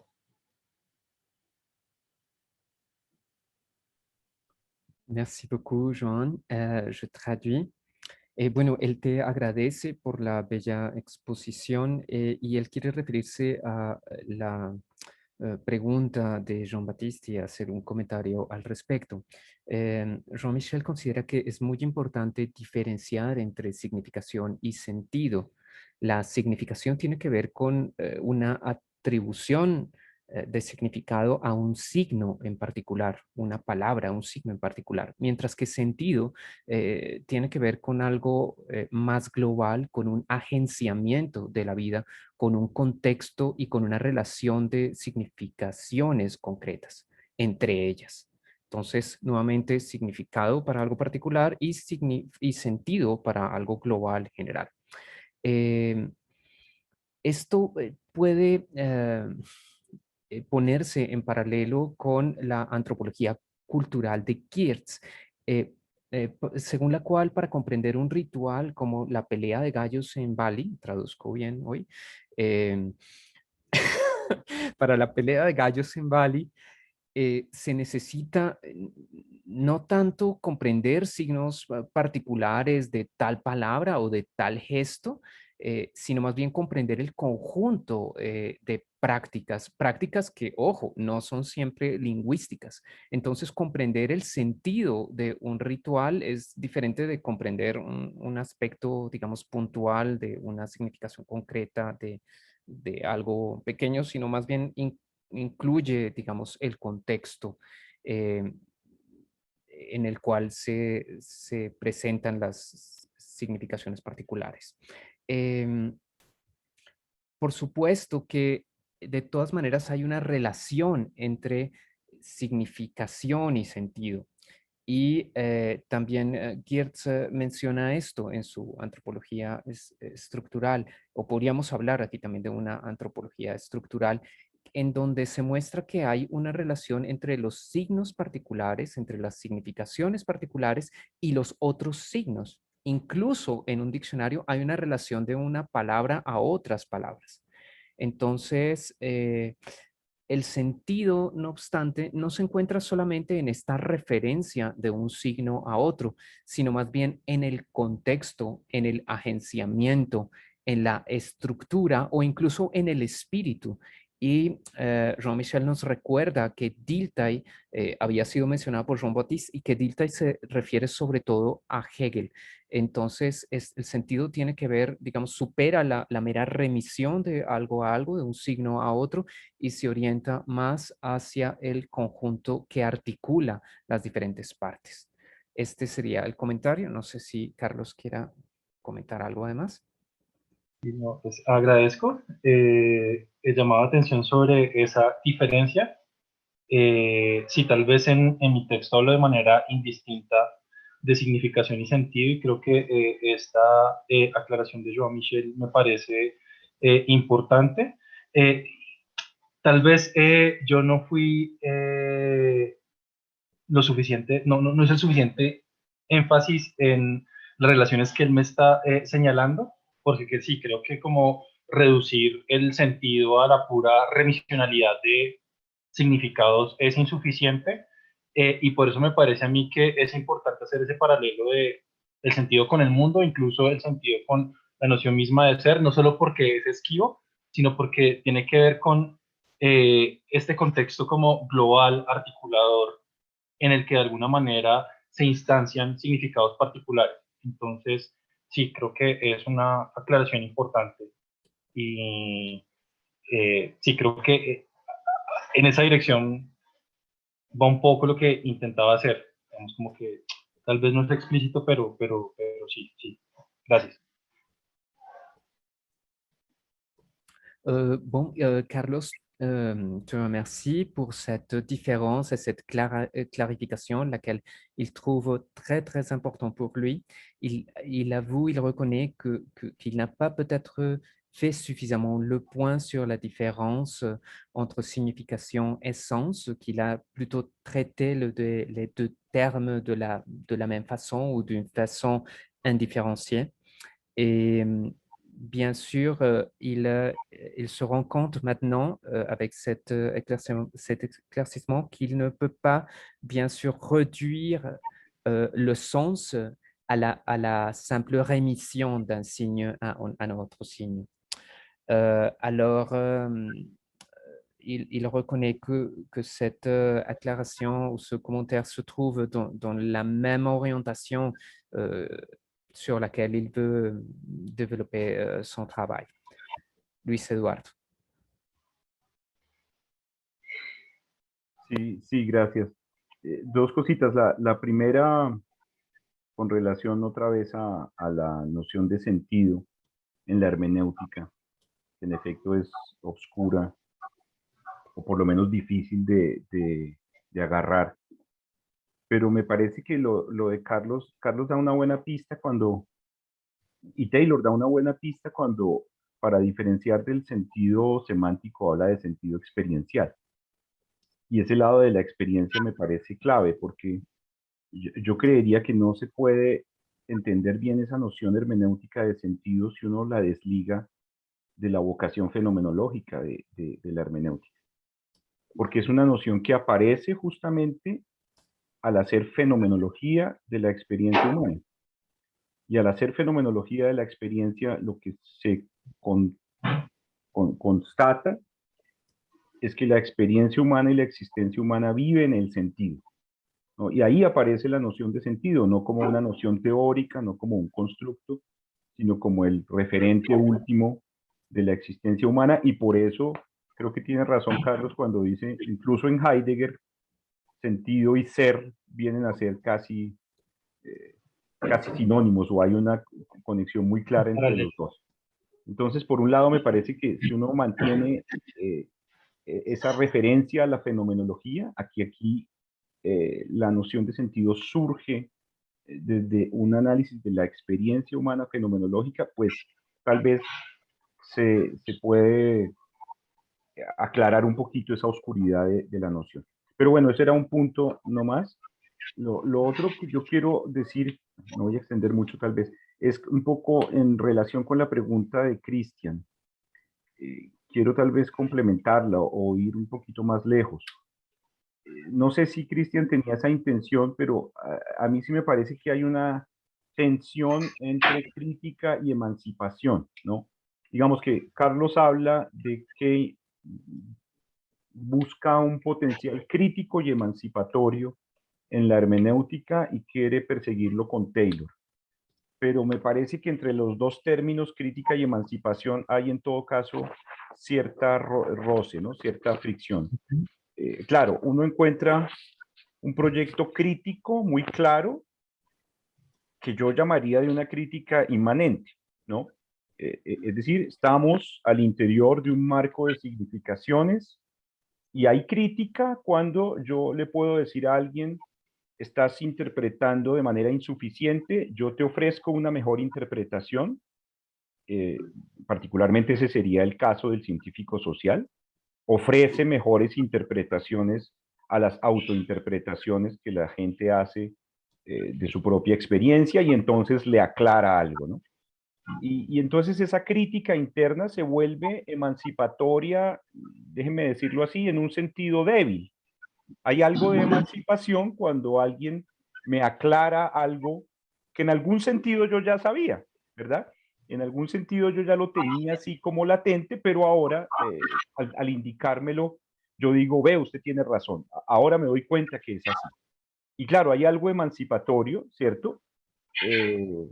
Y creo que ahí es donde liga Taylor la noción de comprensión con autenticidad, porque ahora reconozco algo que es más genuino y más mío y yo no me había dado cuenta. Pienso en el caso de los ejemplos que nos traía Andrés en su presentación de Miranda Fricker, ¿no? Las mujeres de pronto se reúnen y dicen, cuando les muestran, no, eso era acoso sexual. Entonces dice, ah, es verdad, yo no me había dado cuenta, yo creí que era otra cosa, ahora veo más claro, ¿no? cuando interpreto esa situación como acoso sexual, veo con más claridad algo que no veía bien. O qué sé yo, uno puede pensar en los manifestantes en Colombia en este momento, ¿no? Cuando de pronto se les aclara que son ciudadanos, sujetos de derechos, y de pronto decían, ve, yo había naturalizado ciertas relaciones de dominio y ahora que me siento sujeto de derechos tengo una mejor comprensión de mí mismo. En ese sentido, quiero decir, hay un potencial emancipador que yo diría débil porque en todo caso no transforma radicalmente, simplemente me aclara lo que ya siempre he sido, me acerca a algo más auténtico. Y entonces lo que yo quería indicar es que tal vez uno esperaría de la emancipación algo más fuerte, ¿no? Como una transformación más radical, no en el sentido de una iluminación de lo que ya siempre estamos, sino como de modificaciones sustanciales. Y ese sentido más fuerte de emancipación, me parece que Taylor va en esa dirección cuando al final del artículo introduce la idea de significaciones comunes. Las significaciones comunes son las que articulan ya toda una cultura y en algún momento una cultura siente que esas significaciones comunes tienen que cambiarse. Entonces aquí ya no estamos hablando de una autoaclaración de mi yo, sino como de un intento de emanciparnos de un marco de sentido, de significaciones comunes que ya no alcanzan, no sé por qué, pero digamos se sienten insuficientes y entonces hay que modificarlos. Y es el caso que él da de lo que estaría pasando en Estados Unidos, dice él, cuando la gente siente que el modo de vida capitalista basado en la negociación, etcétera, como que es insuficiente y como que hay un intento un poco a la ciega, ¿no? Ahí sí ya no sé a dónde voy, de lanzarme hacia otro lado, ¿no? Pero fíjense que ya no es un retorno a mi yo auténtico, sino como una vocación hacia otro mundo distinto. Entonces no sé si ves ese lado emancipador también. Bueno, no sé, eso era todo. Andrés, ¿traduzco o traduces tú? Si quiere, yo tomé nota de Ah, todo, bueno, perfecto, pues para que si no la quiere, pierdas. porque usted de pronto no sabe qué dijo. No, tú me expresas mejor que yo misma. Si, si, si, je vais essayer. Bon, d'accord, Luis Eduardo veut souligner deux aspects très importants. Le premier, c'est, ou je ne sais pas si c'est un seul aspect, enfin, à la fin. Bon, c'est effectivement, il y a la notion de sens dans l'herméneutique est obscure. Et de toute façon, il faut souligner ce rapport à la phénoménologie. Cette expression de sens expérientiel a un rapport avec l'analyse de l'expérience humaine dans la phénoménologie et se trouve en relation avec la vocation phénoménologique de la herméneutique. Et dans ce sens, il y a un rapport très étroit entre être et sens dans l'herméneutique de Heidegger et cette liaison avec la phénoménologie est fondamentale pour bien comprendre le sens de cet sens expérientiel dont Taylor parle. En deuxième lieu, euh, Luis Eduardo reconnaît une certaine tension entre critique et émancipation. Il trouve dans l'exposé de Carlos qu'il y a un sens, je ne sais pas comment le dire en français, un sens superflu ou simple pas trop fort de émancipation qui cherche ou qui se mène plutôt à l'intérieur de notre cercle d'interprétation, des échemins que nous partageons et qui implique seulement une auto-acclaration, un auto-éclaircissement de quelque chose, une meilleure interprétation de quelque chose qui me révèle ou me donne un peu de lumière sur quelque chose. Mais bon, il y a peut-être aussi un deuxième sens, mais peut-être toujours un peu pas trop fort non plus, de émancipation en tant que quête de ce qui est authentique, qui se trouve plutôt à la fin de l'article de Taylor, où émancipation veut dire une reconnaissance de quelque chose qui est plus authentique et Luis Eduardo met ça en rapport avec la présentation de Miranda Fricker, auquel les femmes ont finalement reconnu à un moment donné l'harcèlement sexuel comme quelque chose qu'elles vivaient, mais pour expérience pour laquelle elles n'avaient pas des concepts. Alors, cette expérience de voir quelque chose de plus clair et d'arriver à un éclaircissement comme retrouvaille d'une authenticité ou d'une expérience authentique, c'est très important. On peut le retrouver aussi dans les manifestations de la Colombie, où les manifestants se retrouvent d'un moment à l'autre comme sujet des droits et réalisent qu'ils avaient naturalisé certaines idées. Et que maintenant, cette auto-appropriation d'eux-mêmes peut donner ou éclaircissait quelque chose. De toute façon, il se demandait, est-ce qu'on pourrait formuler un concept plus fort d'émancipation, plus radical, une transformation plus radicale, où il s'agit de modifications substantielles. Et il pense que Taylor va effectivement dans cette direction quand il parle des significations communes qui articulent toute une culture. Il arrive dans certaines sociétés que parfois les significations communes dont on dispose sont plus suffisantes, se révèlent comme quelque chose d'insuffisant et il faut alors les modifier. Et les exemples de Taylor sont bien sûr ces idéaux des États-Unis, de la négociation des États-Unis. Mais dans cette quête de nouvelles significations communes, il faut peut-être se lancer aveuglement vers quelque chose dont on ne sait pas encore concrètement de quoi il s'agit. Il faut se lancer vers quelque chose d'autre et il ne s'agit dans ce cas d'un simple retour à l'authenticité, d'une simple explicitation de soi-même ou d'un simple retour à quelque chose de plus authentique. Voilà, je pense. Bon, Carlos. Okay. Sí, yo estoy de acuerdo con el profesor Gama. Creo que él señala bien una dirección del texto que tal vez en mi presentación no hago suficiente énfasis en ello, sobre todo porque pues me ocupé de las primeras secciones del texto y solo hasta el final como que hago una mención de la exposición que desarrolla Taylor en la última parte de su ensayo a propósito de todo este problema del cambio social y digamos que creo que tal vez ahí se perfilaría, como señala el profesor Gama, tal vez un sentido más fuerte de la emancipación ligada pues, a esta dimensión crítica que estaría supuesta en la interpretación. Yo solo añadiría que me parece que en todo caso esta autoaclaración, como que de alguna manera es correlativa a un ejercicio interpretativo fuerte, bueno, qué sé yo. En todo caso, ya supone, está en dirección un poco a esa emancipación en sentido más fuerte que señala el profesor Gama, porque me parece a mí que Taylor sí insiste en desligar la noción de sentido, por ejemplo, de la noción de valoración o este tratamiento, si se quiere, empirista de el problema del sentido que por lo general se relaciona como con una dimensión subjetiva o algo así que se le añade a las acciones que, en fin. Entonces, me parece que en todo caso, la autotransformación y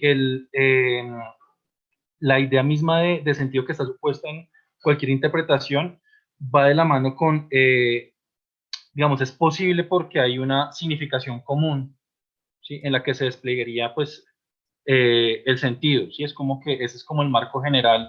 Entonces, me parece que si hay como una articulación necesaria entre esta autoclaración, que me parece que en todo caso no es como un ejercicio individual, porque pues, la interpretación y el problema del sentido no es como una cosa mental o valorativa o meramente subjetiva, eso es algo en lo que insiste Taylor. Entonces, creo que pues ahí sí habría como un enlace más fuerte con lo que está llamando la atención el profesor Gama a propósito de un sentido más fuerte de emancipación, que yo no creo que sean dos terrenos distintos, como que esta autoaclaración que de alguna manera pues se opera o se realiza con la interpretación, creo que tiene como horizonte o esta dimensión emancipadora más general, porque siempre nos movemos en significados compartidos, ¿sí? La interpretación solo se da porque vivimos en un mundo en común. No sé. Bueno, Carlos, yo traduzco. Bon, Carlos avoue que, bon, qu'il n'a pas vraiment fait le point sur, sur ces idées du sens commun ou de sens partagé à la fin de l'article de Taylor, et il affirme qu'il se trouve d'accord avec le commentaire de Luis Eduardo. Mais de toute façon, il veut souligner que cette autoclaration ou autoclaircissement, autotransformation dont il a parlé dans son exposé est en liaison avec cet exercice interprétatif plus fort mentionné par Luis Eduardo. Effectivement, toute auto-transformation ou auto-interprétation est possible seulement dans l'interprétation commune. Et Taylor souligne souvent qu'il ne s'agit pas d'un exercice individuel, d'un exercice subjectif, valoratif, qui peut être simplement mis en rapport avec les états mentaux. Il s'agit plutôt il ne s'agit pas du tout d'une dimension subjective vue dans la tradition empirique, mais de quelque chose qui est en liaison toujours avec ce qui est commun pour nous. Bon, je vais poser une question, voy a plantear una pregunta o un comentario. Es un pequeño comentario, porque no me queda tiempo de escribir mientras traduzco, pero pienso que quizás una parte importante, Taylor menciona en algún momento las emociones, la afectividad dentro de este suelo común, y yo creería que la hermenéutica necesita sacar a la luz de manera más clara en qué sentido la afectividad hace parte del suelo común de experiencias, porque hay una cierta tensión entre lo individual y lo común aquí. Muchas veces la autoaclaración de sí se ve como una autoaclaración que realiza el individuo, pero uno tendría que preguntarse más por la autoaclaración que se realiza en comunidad. Y allí juegan otros factores como las afecciones, como el cuerpo, como los gestos, como los símbolos, que no pueden ser traducidos a un lenguaje que exprese las ideas de una forma lógica, y que requieren de un tipo de escucha diferente. Una escucha que no espere encontrar un sentido racional expresable en un discurso lógico articulado. Entonces, creería simplemente señalar que este tema de las afecciones, de las emociones, de la afectividad es importante, y por supuesto lo tenemos enunciado, por lo menos en la filosofía de Heidegger, pero se necesita desarrollarlo mucho más. Bon, j'essaie de faire une traduction, mais je n'ai pas pris des notes sur moi-même. J'ai dit que, j'ai dit que peut-être il serait très, très important de rechercher un peu plus sur les émotions, sur l'affectivité, sur la dimension affective, sur la dimension corporelle, sur les gestes, sur les symboles qui se trouvent dans ce contexte partagé, qui n'est pas parfois complètement communicable dans une formulation explicite, cohérente, logique, rationnelle, etc. Ce contexte du non-dit qui est parfois, bien sûr, traité par l'herméneutique, n'a pas été suffisamment développé. Et dans ce contexte, nous retrouvons des choses qui échappent, très strictement parlant, au langage. Oui, donc il faudrait vraiment rechercher un peu plus sur les affections, sur l'affectivité, déjà mentionné chez Heidegger. Et je trouve aussi qu'il y a une certaine tension entre le singulier, le commun, le particulier, le collectif. Et il faut comprendre mieux comment nous agissons de façon collective. Et là, l'affectivité est absolument centrale.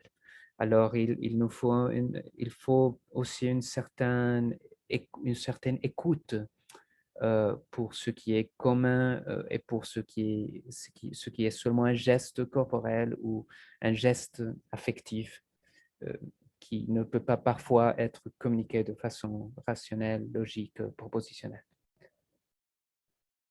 ¿Quieres comentar algo, Carlos? Sí, sí, estoy de acuerdo con lo que usted está señalando, Andrés. Me parece que en todo caso esta dimensión afectiva, ¿sí?, de alguna manera está supuesta o puede ser tratada desde la noción de sentido experiencial. ¿Sí? Y creo que la teoría del sentido, que de alguna manera se desarrolla en el marco de la hermenéutica, comprende estas dimensiones como afectivas, corporales, porque digamos que el sentido en términos puramente formales o lingüísticos, pues no alcanza como a captar esta dimensión que de alguna manera está puesta en juego en nuestras formas de orientación, que sí se recogen, me parece a mí, en la noción de sentido experiencial, que de alguna manera supone la afectividad. Y digamos, yo hago esa relación porque, como indico en el texto, me parece a mí que la noción de sentido es indisociable de la noción de comprensión, y de alguna manera en la comprensión también está puesto en juego la afectividad, ¿sí? Y toda esta dimensión corporal que tal vez no ha sido tratada por ciertos autores de la tradición hermenéutica, pero que de alguna manera está en juego ahí, me parece a mí, ¿sí?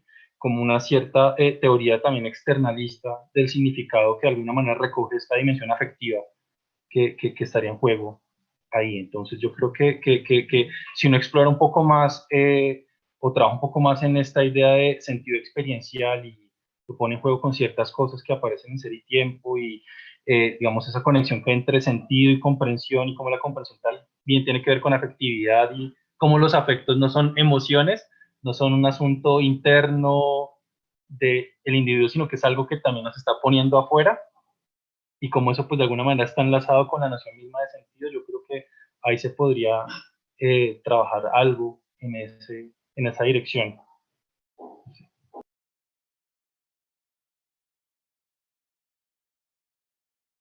No, Andrés está sin micrófono. Gracias, qué pena.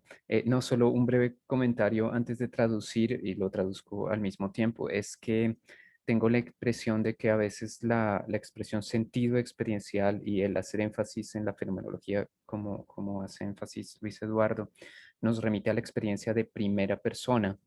Y creo que lo que tenemos que explicar no es solo la experiencia de primera persona, que es siempre una experiencia social, por supuesto, sino la experiencia de la primera persona del plural, el nosotros.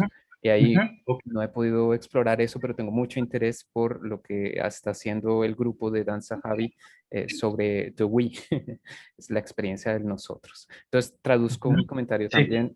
Y esto, ¿quiere contestar algo de pronto a eso? Lo traduzco.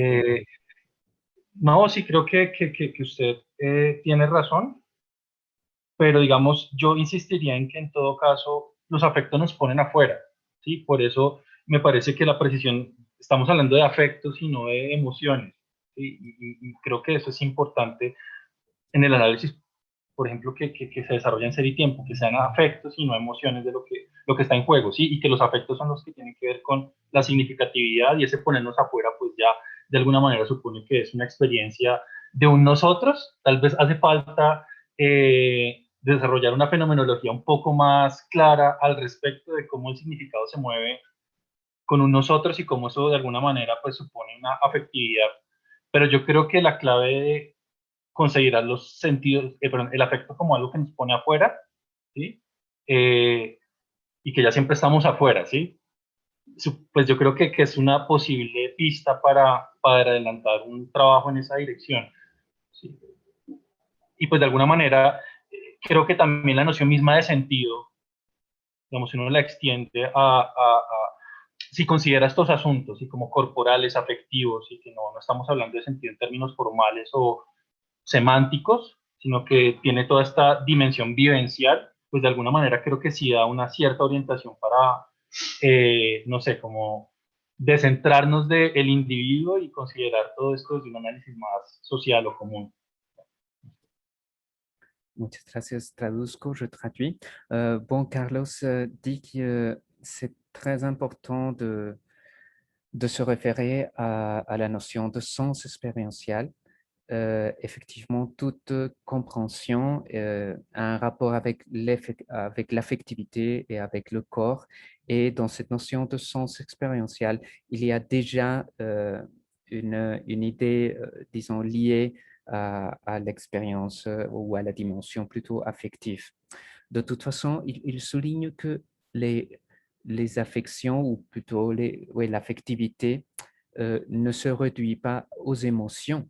Les émotions sont comprises normalement comme subjectives, mais quand on parle d'affectivité, on parle de quelque chose qui est déjà parfois partagé, qui nous mène dehors de nous-mêmes.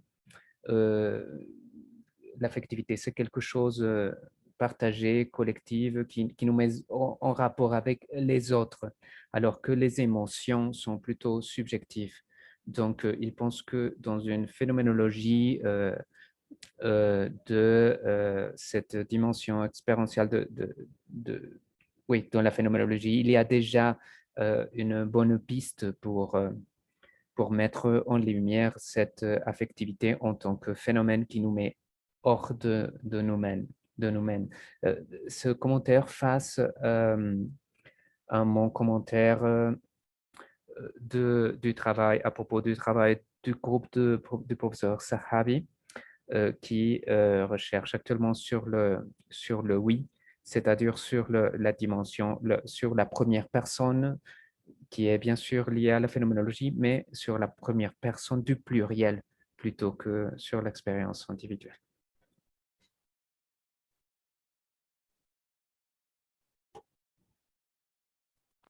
Bon, quelqu'un peut poser une autre question ou faire un commentaire? ¿Alguien quiere comentar algo o plantear otra pregunta?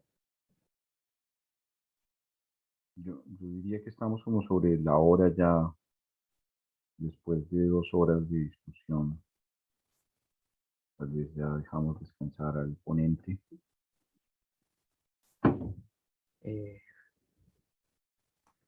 Y terminamos un ciclo, ¿no, Andrés? Terminamos un ciclo, nos tenemos que poner de acuerdo. Luis Eduardo dit qu'il est déjà le temps de fermer notre séance, de laisser se reposer Carlos Granada et que nous finissons finalement le cycle du premier semestre de l'année. Il nous faut nous mettre d'accord pour le deuxième semestre. Et si quiere parar la grabación, yo creo que la podemos parar aquí y ya podemos despedirnos y ponernos de acuerdo sobre asuntos administrativos, quizá.